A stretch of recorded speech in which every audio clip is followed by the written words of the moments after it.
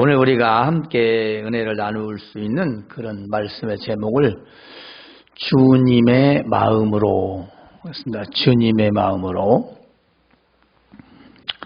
어떤 남자가 한 여자를 매우 호기심을 가지고 이렇게 대하고 있었는데, 이 여자분이 이 남자의 마음대로 잘 되지 않자 하는 말이 이렇게 말하죠. 여자의 마음은 갈대라지요. 그러니까 그 여자가 하는 말이, 근데 남자의 마음은 선풍기라면서요. 그래서 어째서 선풍기입니까? 남자는 바람을 잘 피운다면서요 하는 그 우스운 이야기가 있어요.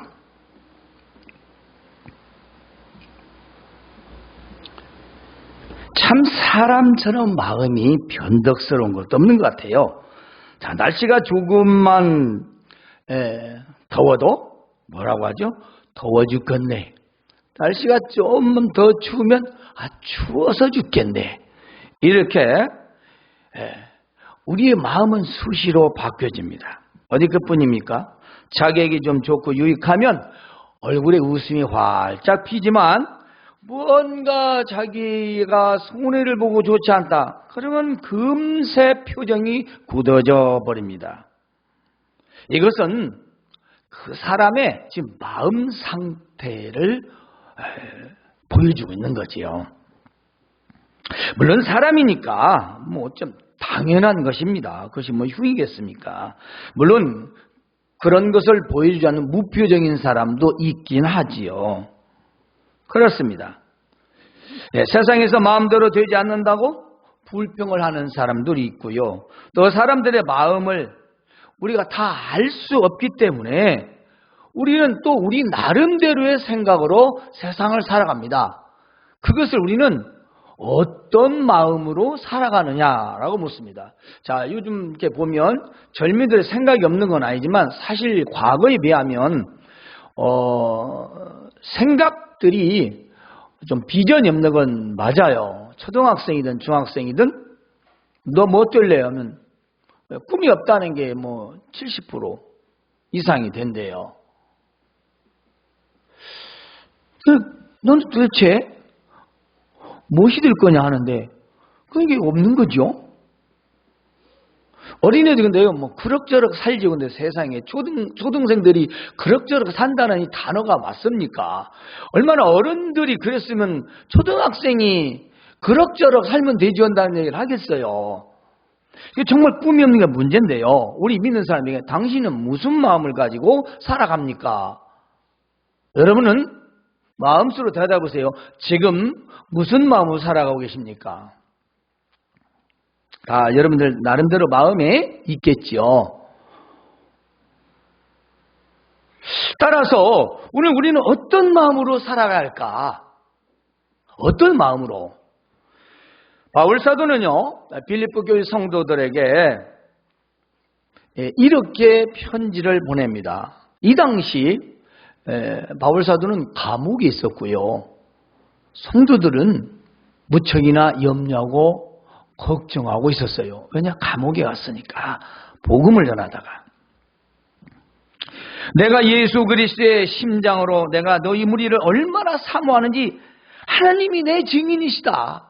정말 바울 사도는 그 멀리 떨어져 오가지도 못하고 저다 편지 한 장씩 보내는 그 편지로 왕래도 아니고 편지가 가면 사람을 보내서 필요한 것 보내주는 이런 식의 세상이에요. 지금처럼 전화하고 문자 보내고 카톡으로 그냥 시시각각으로 그렇게 서로 안부를 묻고 그런 세상이 아니에요. 그러니까 얼마나 마음에서 보고 싶고 또 간절하겠어요. 여러분들은 어떻게 생각할지 몰라도 목회자의 심정은 말입니다. 이게 성도들이 멀리 있다거나 잘 교회에 또 안 나오나 그러면 굉장히 어떤 때는 불안하기도 하고 때로 어떤 때는 막 갑자기 보고 싶기도 하고 또 어떤 때는요 막 연락을 막 하고 싶기도 하고 그런 때가 있어요. 그런 거 다 절제하기 때문에 그렇죠. 왜냐하면 내가 이렇게 목표를 하면서 이 소망교회 내에 있을 때 성도들의 상태가 갑자기 궁금해지고 어떻게 세상을 살아가고 있을까 하는 마음이 누구도 들지요. 특별히 세상에서 이런저런 뉴스들이 나오고 또 이런저런 얘기를 듣다 보면 또 그런 마음이 무척 듭니다. 그것은 부모나 혹은 목회자들만이 느낄 수 있는 그런 마음이죠. 절대로 다른 사람은 알 수가 없어요. 그러니까 바울사도가 이렇게 예수 그리스도의 심장, 그야말로 심장입니다. 심장. 물론 이것은 마음을 말해요. 하트를 말하는 게 아니라 우리의 이 야는 육신의 이 심장을 말하는 게 아니고 그 마음, 간절한 마음을 예수님의 그 마음으로 정말 사랑하고 사모하고 보기를 원한다는 그런 뜻입니다. 그것을 하나님이 다 아신다. 하나님이 증인이다. 거짓말이 아니라는 거죠. 예수님의 마음을 쉽게 생각하면 우리는 모든 죄를 지시고 말없이 십자가에서 고통받고 죽으셨다는 것을 생각하게 됩니다. 자, 우리 예수님 마음 그러면 많이 있죠. 가난한 자들을 돌아보고 그들을 치유해 주시고 또 힘없는 자들에게 위로가 되시고 또 죄를 져서 돌에 맞아 죽을 여인을 구원해 주시고 어디 그뿐이겠습니까? 죽은 나사로도 살려주셨습니다. 하나 우리가 그런 마음을 가질 수는 없죠. 우리는 능력이 없으니까. 그런 능력 없지 않습니까? 불치병을 낫게 하고 죽은 자를 살릴 수 있는 능력은 없지. 하지만 여기에서 말하는 바울사도는 지금 감옥에서 마음이기 때문에 적어도 견딜 수 있다라는 마음이죠. 그 견디는 것, 그 견디면서 성도들을 사랑할 수 있는 마음이 뭐냐? 예수님의 마음이었다는 것입니다. 그 예수님의 마음은 십자가에서 고통을 받으면서도 바로 죄인된 우리를 사랑하셔서 그렇게 말없이 참고 죽어가셨다라는 겁니다. 그 마음으로 내가 너희를 사랑한다라는 거죠. 저는 오늘 여러분들이 성도들 간에 또 여러분들이 세상에 나갈 때 모든 사람들을 그런 마음으로 대했으면 좋겠습니다. 그게 주님의 마음이죠. 치유받고 싶고 욕하고 싶고 때리고 싶고 상대도 하기 싫고 그런 때도 있겠죠. 그러나 바울시도의 심정, 예수님의 마음, 그리스도의 심장을 가지고 밖에 있는 성도들을 대했다는 것은 자기를 가둔 사람들도 미워하지 않았다라는 겁니다. 왜냐하면요, 미운 마음 있으면 다 미웃게 보이잖아요. 내가 지금 화나 있는데 누가 좋게 보이겠어요? 아니 내가 분을 느끼고 있는데 누가 좋게 보이겠어요? 그냥 그 사람에게 직접적으로 화만 지금 방금 안 날 뿐이지 조금만 건들면 바로 터집니다. 왜냐? 우리 사람이에요. 때문에 예수님의 고통 십자가를 생각하지 않으면 우리는 아무것도 할 수가 없고요. 우리의 육신의 본성대로 살아가는 겁니다. 그래서 바울사도는 역시 감옥에서 쓰는 이 편지를 통해 예수님의 그 사랑의 마음, 예수님의 그 사랑의 마음으로 고통을 이길 수 있었다는 그 마음, 그 마음으로 내가 너희를 위해서 참고 견디며 너희를 사모하고 너희를 위해서 내가 기도한다. 그렇습니다. 그래서 오늘은요, 바울사도가 주님의 마음으로 빌립보 성도를 위하여 기도하고 권면한 몇 가지 내용을 제가 여러분들에게 전해드리고자 하는 것입니다. 그 첫 번째로 바로 선한 것을 분별하라. 선한 것. 여러분, 선한 것이 뭘까요? 선한 것은 가장 좋은 것이겠죠? 선한 거면 좋은 거란 것부터 떠오르죠? 아닙니다. 옳은 것, 좋은 것입니다. 선한 것은 옳고 좋은 것이야지 좋기만 한 것은 그건 선인지 악인지 한번 따져봐야 할 문제예요. 자, 물질과 명예 그리고 성공 등 은하에 좋다. 이게 돈벌이가 돼. 우리가 빨리 승진할 수 있어. 이렇게 하면 또 사업이 잘 된대. 그런데 그 방법이나 그 모든 것들이 뭔가 불법적이고 성경적이지 못하고 이게 좀 뭔가 세상적 요령이 들어갔다. 이런 건 생각하기 잘 않습니다. 왜냐하면 일단 내가 돈이 된다? 빨리 승진할 수 있어? 사업이 잘 된대? 그럼 유익이 돼? 아니 좋아? 그러면 그 뒤에 것은 약화를 시키는 거예요. 이거 우리 사람 마음이죠. 그래서 나에게 좋다면은 뭐 말씀에 좀 어긋나도 일단은 우리의 마음이 흔들리는 거예요. 흔들려. 한번 해볼까? 이렇게. 나한테 유익이 되느냐? 손해가 되느냐? 이게 더 중요한 세상이 되었습니다. 과거에는 그래서 선하게 살아라, 착하게 살아라 했지만 요즘에는 그런 말이 지금 어디 있는지 잘 보이지 않는다고 했죠. 심지어 학교에서도 가정교육에서 온다고 지난주에 말씀드렸습니다. 그래서 우리는 지금 이 땅에서 어떤 법과 규칙을 지키는 것보다는 법과 규칙을 악용해서 나에게 유익이 된다면 그 선악은 중요하지 않다는 거죠. 우리가 뭐 지금 뉴스만 봐도 세상 돌아가는 것을 대략적으로 알 수 있어요. 법이 뭔 소용이 있겠어요. 규칙이 뭔 소용이 있어요. 보니까 뭐 날마다 뉴스가 그거 다 뭐 가진 자들, 권력 가진 자들, 힘 있는 자들 그런 사람들이 논리지 뭐 우리에게는 아무 뭐 그런 별 상관이 없는 이야기들이에요. 그런데 그것이 일반적으로 모든 사람들에게 전부 국회의원도 그래, 장관도 그러는데 우리라고 뭐 지금 이미 이렇게 생각들이 선과 악이 선한 것이 무엇인지 희석이 되고 있다는 것입니다. 우리 믿는 자들은 세상의 흐름에 절대로 희석이 되어서는 안 됩니다. 제가 또 한번 강조하죠. 믿음 생활은 세상 흐름 속에 역류하는 생활입니다. 그래서 삐딱하게 살라는 게 아니죠. 잘못된 세상 흐름에 우리는 합류하지 않고 역류를 해야 된다는 겁니다. 옳은 것은 함께 해야 되겠죠. 왜냐? 세상에 옳은 건 많으니까.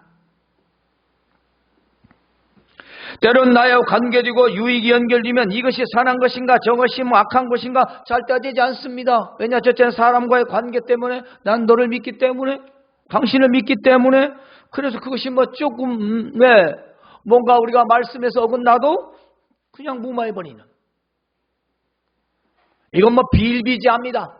이건 여러분 세상뿐 아니라 뭐 병신도든 재직이든 뭐 목사든 마찬가지예요. 말씀이 좀 어긋나도 우리가 다 어떻게 지키며 살아? 이렇게 하면서 선하지 못한 일을 행하는 겁니다.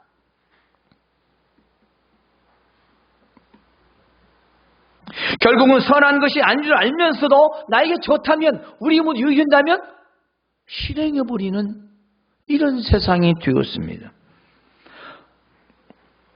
때문에 이것이 정말 중요한 것은 우리가 볼 때 선한 것이냐 하나님이 보실 때 선한 것이냐를 우리는 알아야 된다는 겁니다. 하나님의 선은요 좋은 것보다 먼저 옳은 것입니다. 지제문서 잠언을 봐도 마찬가지고 전도서를 봐도 마찬가지입니다. 우리는 늘 기억해야 할 것이 선이라 함은 첫째는 옳아야 돼요. 옳아. 하나님 말씀에 옳아. 그리고 좋은 거야 돼요. 그렇지 않으면 그것은 선한 것일 수 없습니다. 바로 선한 것, 좋고 또 이것이 옳고 선함의 좋은 기준은 하나님 말씀에 밖에 없습니다. 왜냐하면 세상 사람의 기준은 다 각각이에요. 다릅니다. 자기가 기준입니다. 그래서 내 기준에 의해서 설정이 되기 때문에 그것은 설령 좋을지라도 나중에 보면 그 좋은 것이 아닌 것이 얼마나 많습니까? 우리가 몸에 좋은 뭐 보약도 많이 먹으면 안 좋대잖아요. 그렇죠? 우리가 여러분 좋다고 하면 세상에 얼마나 많습니까? 근데 나중에 그게 나쁘다고 밝혀진 게 또 얼마나 많습니까? 그것이 우리 생활의 모든 삶 속에서 다 들어있다는 겁니다. 근데 우리는 그것을 여과 없이 분별 없이 그걸 막 선택하면서 그냥 무선택하면서 한다는 거죠. 이것이 정말 내가 믿는 사람으로서 해야 할 일인지, 내가 정말 성도로서 이거 해야 할 것인지, 이걸 정말 내가 옳게 선택했는지 이런 것이 아니라 다른 사람도 다 그렇게 해. 이것은 적어도 하나님의 오르신 가운데 좋은 것은 아니에요. 하나님이 주었더라 하는 것은 그냥 단순한 굿이 아니고 이것이 옳으냐. 자, 몸에 좋다고 하면 무조건 먹여야 됩니까? 그래요? 돈이 좋다. 그럼 무조건 버려야 돼요? 어떻게든 방법, 그냥 다 열렬제박 싸고 모든 걸 다 제휴하고 그냥 죽으라고 편법이든 요령이든 어디든 돈만 벌면 되는 거예요? 그렇습니까? 여러분이 고급 승용차나 고급 저택을 사는데 나중에 되든 말든 지금 빚을 얻어서 그 집을 사면 되는 거예요? 그리고 빚 때문에 날마다 머리 아파. 그게 자기한테는 좋지만 결국 어떻게 됩니까? 하나님과는 점점 멀어지면서 돈에 대한 집착만 늘어나는 거예요. 이것이 옳은 것이냐? 먼저 따져야 합니다. 믿는 자는요, 선한 것을 우리가 살면서 우리할 때 이것이 옳은 것이냐 해서 좋아야지, 좋다부터 따지면 그대는 점점 약화해서 우리 믿는 사람이 분별할 수가 없는 겁니다. 바울 사도는 바로 삶에서 선한 것을 분별하라. 하나님 보실 때 옳고 좋은 것이 무엇인지 분별하며 살아라. 그 말씀입니다. 아마 그때도요, 무분별하게 그냥 살았던 것 같습니다. 그래서 우리는 주님의 마음으로 하나님의 말씀을 기준 삼아 선을 분별합니다. 선한 것, 과연 하나님의 말씀을 통해 이것이 선하냐? 하나님의 말씀을 통해서 우리는 선은 사람의 모든 선보다 탁월하고 비교할 수 없을 만큼 선하기 때문인 것입니다. 하나님 말씀으로 선을 분별하여 삶을 산다면 나만 유익이 아니고 다른 사람도 유익이 있다는 겁니다. 세상의 유익은 남이 손해를 봐야 내가 유익이 있는 거예요. 투자도 마찬가지고요. 크잖아요. 주식 투자가 남이 손해봐야 내가 돈 버는 거예요. 비트코인인가 전자화폐도 어떤 누군가는 손해를 봐야 내가 돈을 버는 거예요. 그런데 하나님의 선은요, 상대방도 손해보지 않고 나도 손해보지 않고 상대방도 유익이 있고 나한테도 유익이 있는 거 얼마나 좋습니까? 그것이 옳고 좋은 거예요. 이게 정말 하나님 말씀대로 우리가 살아가는 말입니다. 그런 걸 분별할 수 있고요, 누구한테 원한 삶에서 살지 않아요. 그게 정말 참된 선을 분별하는 겁니다. 말씀에 나와 있다는 겁니다. 사람의 선한 것은 이기적이다. 그럴 수밖에 없다는 겁니다. 두 번째는 진실과 순결을 유지하라는 겁니다. 자, 진실하며 허물 없이, 이 말은 순결하고 흠이 없다는 겁니다. 그리스도 날까지 지속되기를 원했습니다. 여러분, 진실은 참이고요, 그 참은 뭐냐면 신실입니다. 또 하나 순결은 뭐냐면 여러분이 알고 있는 일반적인 육신적인 순결을 말해요. 근데 육신적인 순결도 아주 중요하지만 영적인 순결은 더 중요하다는 겁니다. 그래서 진실과 순결은 불가분의 관계입니다. 여러분, 우리 육신이 순결인데 그걸 거짓말할 수 있겠어요? 아닌데 거짓말하겠습니까? 못하죠. 진실해야죠. 이 진실인데요, 진실하지 않은 깨끗함은 없다는 겁니다. 진실하지 못하는데 뭐가 깨끗해요? 내가 거짓말하면서 참말로 진짜야 믿어, 그렇게 말하면 그게 성립이 됩니까? 입에서는 성립이 되지만 마음에는 지금 거짓말을 참말같이 하고 있는 거잖아요. 그러니까 이것은 이 진실과 이 순결은 니코르요. 그러니까 가식적인 것은 이건 있을 수 없다는 거예요. 입으로서는 할 수가 있지만 그럴 수 없다는 것입니다. 사람의 진실은요, 상황에 따라 달라지고 바뀔 수밖에 없습니다. 그래서 불결해져요. 우리 사람은 정말 상황에 따라서 너무나도 쉽게 달라질 수밖에 없는 연약성도 또한 있어요. 때문에 우리는 예수 그리스도의 마음으로 세상의 죄 앞에서 우리는요, 진실하고 순결해야 합니다. 우리가 사람의 몸도 우리가 순결을 유지하는 건 너무 당연한 거지만 세상의 죄, 쾌락과 유혹 앞에서 우리는 신실해야 됩니다. 그리고 우리는 순결해야 합니다. 왜냐? 우리는 그리스도의 신부이기 때문입니다. 우리는 신부잖아요. 우리는 영적으로 예수님의 신부예요. 예수님의 신부가 유지할 게 뭐겠어요? 요즘에 세상에서 순결은 이제 없어진 지 오래됐지만 믿는 자는 결코 아닙니다. 자기가 책임지는 거예요. 그건 결코 아니에요. 어디 성경에 한 군데도 그런 건 없습니다. 그걸 우리가 가벼이 생각하면 안 되고요. 남자도 마찬가지. 요즘은 그래? 남자도 마찬가지. 동정이라는 건 다르지 않습니다.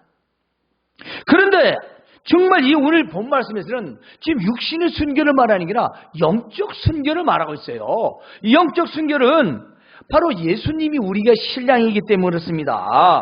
그래서 바울 사도는 나는 지금 감옥에 갇힌 이유가 뭐예요? 예수님을 전하다가 감옥에 갇혔잖아요. 그 믿음의 순기를 지키는 거예요. 이 세상에 로마의 시민권을 가진 사람이 뭐가 부족하겠어요? 요즘 말로 국회의원 금배지만 달아도 누가 무시를 못하는데, 세상에 로마 시민권이나 현 장소에서 형사적인 법을 범해도 금방 잡아가지 않아요. 사람을 죽이거나 그런 중형에 해당되거나 잡혀가지, 그러면 요즘 말로 구속수사를 안 해요. 그래야 로마 시민권이 얼마 좋습니까? 그럼에도 불구하고 왜 감옥에 있습니까? 그렇습니다. 그 신앙의 믿음의 순결을 지키기 위해서 감옥에서 있는 거예요. 자기 권한을 사용하지 않고. 그러니까 우리가 순결이라고 하는 것은 신앙적으로 어렵고 힘들고 고통스럽고 견디지 못할 상황에서 지키는 게 진짜 순결이죠. 왜 춘향전이 나왔겠어요? 옛날 이야기가. 이 육신으로 비교한다면 그렇습니다. 왜 절개를 찾았겠어요? 그건 오직 그 이목님만 바라보는 사랑 때문이었잖아요. 우리가 예수님을 사랑하고 그분의 십자가의 고통을 우리가 생각한다면 우리도 우리의 신앙의 절개를 지켜야 된다 이 말씀입니다. 어디에서? 죄 가운데서. 그건 죄 중에서 우리가 죄를 지는 상황에서 지켜야 합니다. 우리는 그 죄락과 유혹에서 우리는 신실하고 순결해야 돼요. 거기에 우리가 함께 편승하면 안 돼요. 또한 우리는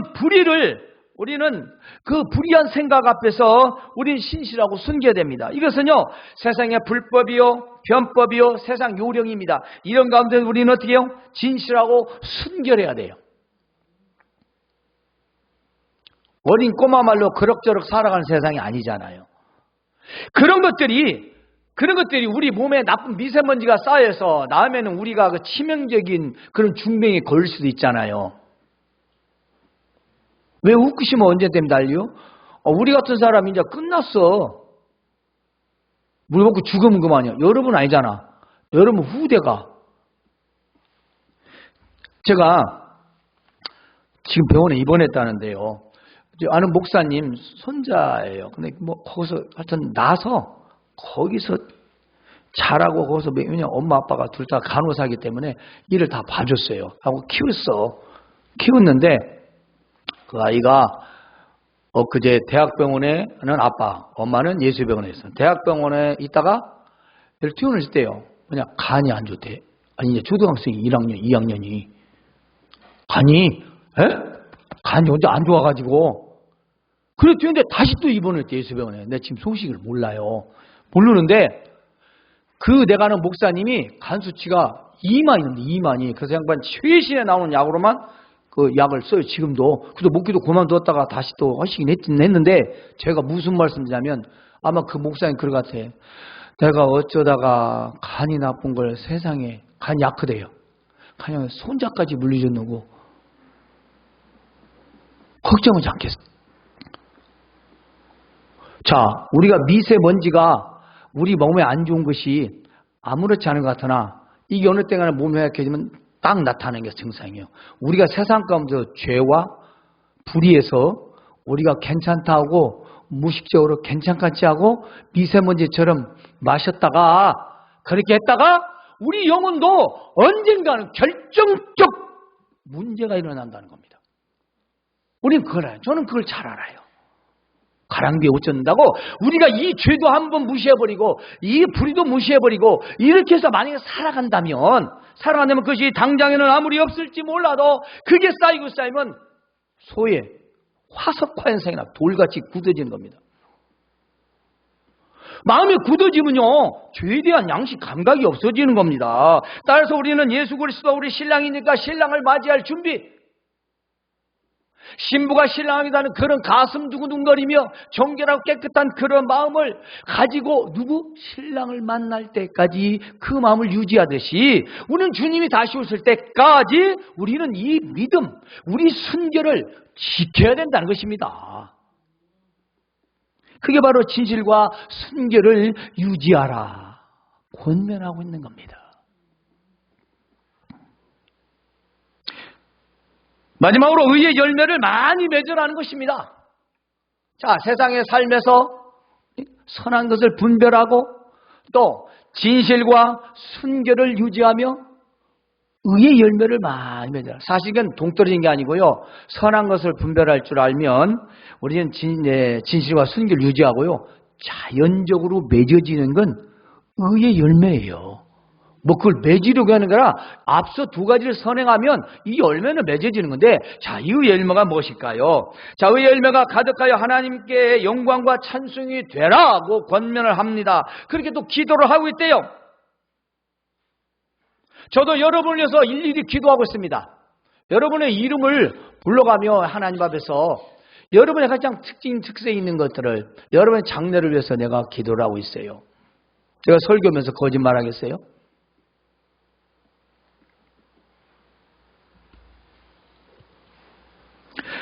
바울 사도는요, 그들이 진짜로 삶을 통해서 좁고 옳고 아름다운 열매가 맺어지기를 원했습니다. 자, 여기서 의라는 말을 넓게 생각하면요, 하느님이 받으실 만한 조건이다라는 뜻이고요. 이게 좁게 생각하면은 모든 각 사람에게, 우리 성도들이 책임으로 주어진, 이 말은 책임이에요.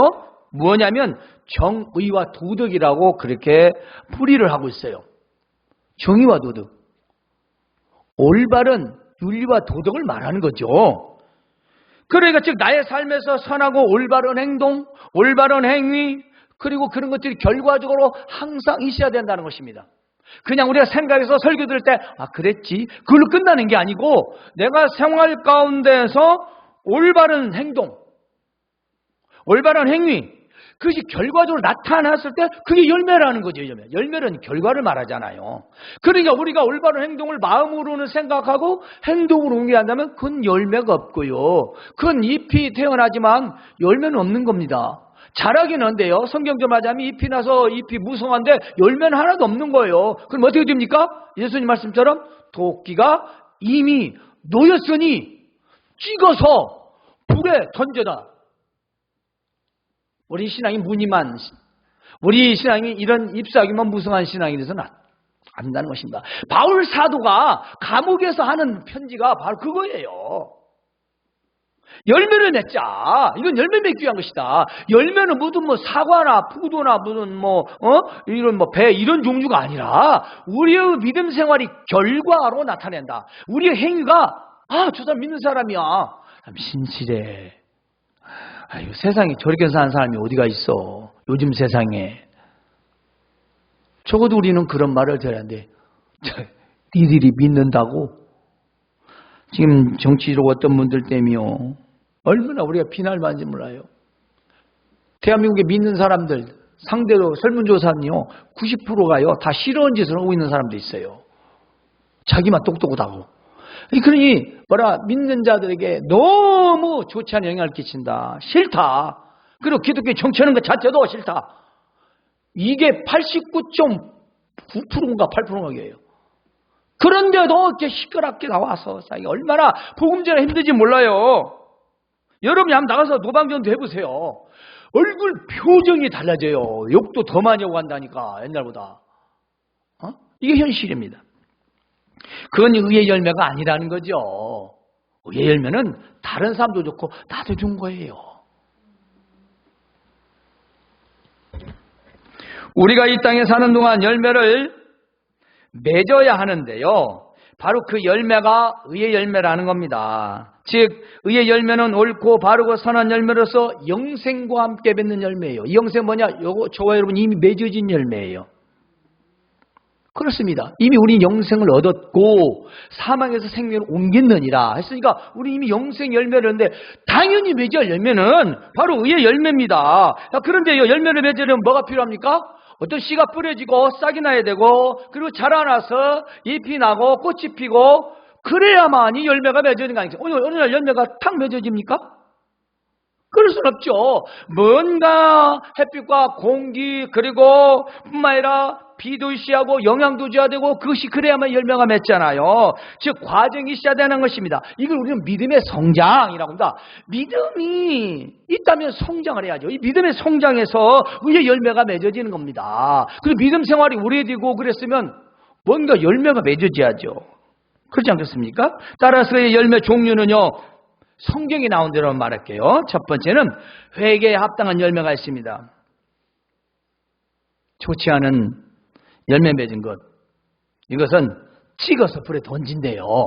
그 회개에 합당이라는 건 제대로 회개했다 그 말입니다. 그래서 회개에 합당한 열매가 있고요. 예수님은 또 이렇게 말씀하셨어요. 좋은 나무에는 아름다운 열매가 맺고 못된 나무는 나쁜 열매 맺는다. 그런데 나쁜 열매를 맺는다고 해서 나쁜 나무는 아니라는 겁니다. 못된 나무라는 거지요.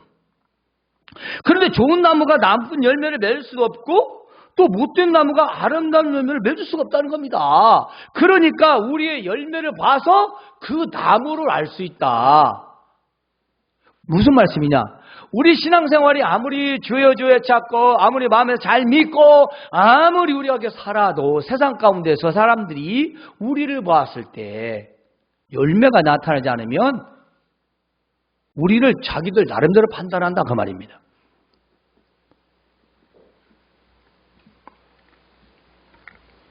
그래서 의와 평강의 열매를 맺으라고 합니다. 징계와 연단을 받은 후에 맺는 열매죠. 우리가 신앙생활을 할 때 때로 어려움을 당합니다. 어려움 당하죠. 근데 그 어려움을 통해서 연단을 받은 후에 맺는 게 뭐냐면 의와 평강의 열매예요. 신앙생활에 굴곡이 없다면 그것도 문제입니다. 굴곡이 있는 게 당연해요. 왜냐? 그 굴곡을 통해서 단단해지고 더 단단해지고 반석과 같이 해서 흔들리지 않는다는 것이다. 뿌리가 깊은 나무는 태풍이 와도 절대로 뿌리채 뽑히지 않는다잖아요. 그 우리 심령이 우리 믿음이 뿌리 깊이 내려지면은 세상 풍파에 흔들리지만은 뽑히지는 않는다는 거죠. 그 때문에 이것은 의와 평강의 열매를 맺는 겁니다. 그리고 우리는 여러분이 잘 알고 있는 성령의 9가지 열매를 맺는 거죠. 사랑, 희락, 그리고 화평, 오래 참음, 자비, 양성, 충성, 온유, 절제. 이것이 맺어진다는 거죠. 사랑하는 성도 여러분, 오늘 우리는 마음으로 진정한 선을 분별해가 쉽지 않은 세상에 살고 있습니다. 현재 시대는. 왜냐하면 워낙 세상이 많이 또 발전하고 또 달라지고 있고요. 또 사람들의 눈과 입과 귀를 유혹하는 것들이 너무 많습니다. 또 우리 몸의 쾌락과 유혹을 위해서 너무 많은 것들이 세상에 나오고 있지요. 그렇습니다. 그러므로 우리가 지금 당장 좋은 걸 생각하지 이것이 선하냐 악하냐 따지며 살겠습니까? 하지만 이것이 하나님 앞에서 옳은 것이냐라는 것은 먼저 생각하셔야 됩니다. 그러므로 우리 안에 예수님의 마음을 품으면 그건 어렵지 않다. 우리가 그리스도의 마음을 품으면 우리는 이것을 분별할 수 있고 또 분별할 수 있는 능력도 주시고 또 견뎌낼 수 있다. 그래서 주님의 마음으로 라고 제가 여러분에게 말씀을 드린 겁니다. 즉 우리는 십자가에서 죽기까지 우리를 사랑하신 주님의 그 마음을 한번 우리가 삶 속에서 유혹이 올 때마다, 그렇죠, 유혹이 올 때마다, 회방이 닥칠 때마다 어떤 상황에서든지 우리가 주님의 심정을 갖자는 것입니다. 십자가에서 죽기까지 우리를 사랑하신 우리 주 예수 그리스도의 마음으로 삶에서 선한 것을 분별하시고 또 진실과 순결을 유지하며 의의 열매를 많이 맺으시는 여러분 되시기를 주님의 이름으로 축원합니다. 하나님 우리 아버지